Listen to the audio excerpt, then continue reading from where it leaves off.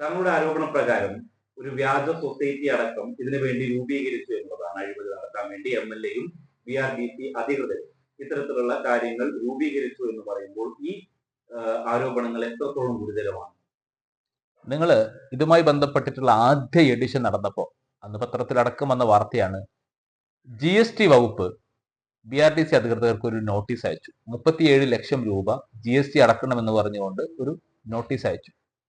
ആ നോട്ടീസിന് BRDC എന്ന് പറഞ്ഞ സർക്കാർ കമ്പനിയാണ്. സർക്കാർ കമ്പനിയായ BRDC നൽകിയ മറുപടി എന്ന് പറയുന്നത്, ഈ ഫെസ്റ്റ് ഞങ്ങളല്ല നടത്തിയത്, ഇത് ബേക്കൽ ടൂറിസം പ്രൊമോഷൻ സൊസൈറ്റി എന്ന് പറഞ്ഞു കഴിഞ്ഞുള്ള ഒരു സൊസൈറ്റിയാണ്, അതുകൊണ്ട് തന്നെ ഞങ്ങൾക്ക് ഇതിന്റെ ഒരു നികുതി ബാധ്യത ഇല്ല എന്നാണ് പറഞ്ഞത്. പിന്നീട് ഞാൻ ഇതുമായി ബന്ധപ്പെട്ടിട്ടുള്ള രേഖകൾ പരിശോധിച്ചപ്പോൾ, അന്വേഷണങ്ങൾ നടത്തിയപ്പോൾ മനസ്സിലാക്കാൻ വേണ്ടി കഴിഞ്ഞത്, ബേക്കൽ ടൂറിസം പ്രൊമോഷൻ സൊസൈറ്റി എന്ന് പറഞ്ഞു കഴിഞ്ഞാൽ ഉദുമ MLA-യും അതുപോലെ തന്നെ നേരത്തെ Kanhangad block panchayat president K Manikandan, BRDC-യുടെ MD ഒക്കെ ചേർന്നുകൊണ്ട് ഉണ്ടാക്കിയ ഒരു തട്ടിക്കൂട്ട് സൊസൈറ്റിയാണ്. അത് രജിസ്റ്റർ ചെയ്തിട്ടുണ്ട് ആ സൊസൈറ്റി രജിസ്റ്റർ ചെയ്തത്, സ്വാഭാവികം നമുക്കറിയാം, രജിസ്റ്റർ ചെയ്യാൻ വേണ്ടിയിട്ട് ഒരു ഓഫീസ് വേണം, അല്ല ഒരു കെട്ടിട നമ്പർ വേണം. ആ കെട്ടിട നമ്പറായി കാണിച്ചിട്ടുള്ളത് BRDC-യുടെ ഓഫീസിന്റെ കെട്ടിട നമ്പറാണ്.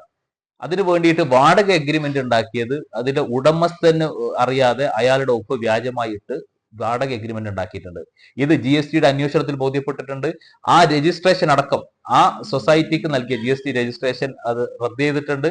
GST-യുടെ അടക്കം അന്വേഷണത്തിൽ ഇത് വാടക എഗ്രിമെന്റ് വ്യാജമാണെന്ന് ബോധ്യപ്പെട്ടതിന്റെ അടിസ്ഥാനത്തിൽ കെട്ടിട ഉടമസ്ഥന്റെ മൊഴി അടക്കം GST-യുടെ അന്വേഷണത്തിന്റെ ഭാഗമായി അവരുടെ ഫയലിലുണ്ട് അങ്ങനെ ഒരു റിപ്പോർട്ട്. അങ്ങനെ ഒരു ഗുരുതരമായ, എന്റെ ചോദ്യം ഇത്രയേ ഉള്ളൂ, സർക്കാർ ഫണ്ട് ഉപയോഗിച്ചുകൊണ്ട് ഒരു സർക്കാർ കമ്പനിയായ BRDC നടത്തിയ ഒരു പരിപാടിയിൽ അതിൽ ഏതെങ്കിലും തരത്തിലുള്ള ഒരു നികുതി ബാധ്യത വരികയാണെങ്കിൽ അത് മറച്ചു വെക്കാൻ വേണ്ടി എന്തിനാണ് ഒരു വ്യാജ സൊസൈറ്റിയുടെ രൂപീകരണം? ഞാൻ ഈ പറഞ്ഞ ആരോപണങ്ങൾ ഇത് നാളെ ഒരു കാലത്തും അപ്രത്യക്ഷമാവാൻ സാധ്യതയില്ലാത്ത തെളിവുകളാണ്. GST ജില്ലാ രജിസ്ട്രാർ ഓഫീസിൽ ഇങ്ങനെ ഒരു സൊസൈറ്റി രൂപീകരിച്ചതിന്റെ തെളിവുണ്ട്. ഞങ്ങളല്ല, ഈ സൊസൈറ്റിയാണ് ഇത് നടത്തിയതെന്ന് BRDC GST-ക്ക് കൊടുത്ത മറുപടിയിൽ ഇതിന്റെ തെളിവുണ്ട്.